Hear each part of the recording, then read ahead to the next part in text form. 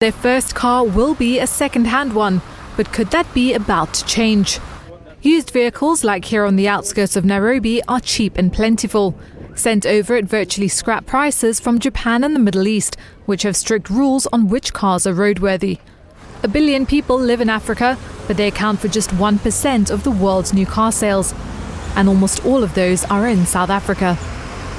So it's a potentially lucrative market, and one car giants are hoping to exploit. We started scanning the markets, and we looked into ways of opening them up, because they're literally not functioning right now due to importation of used vehicles all the way from Japan or the US. It's a dumping ground for used cars.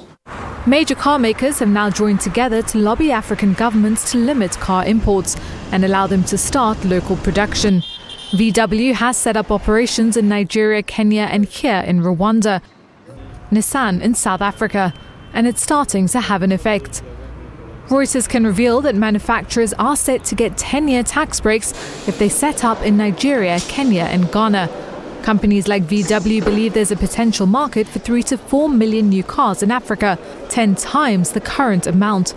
But that will mean turning interest away from the more affordable second-hand market.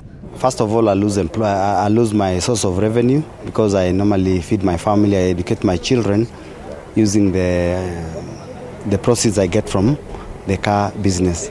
Incomes are rising across Africa, and car makers are looking to expand into a new market due to global trade tensions and bans on emissions in Europe and elsewhere.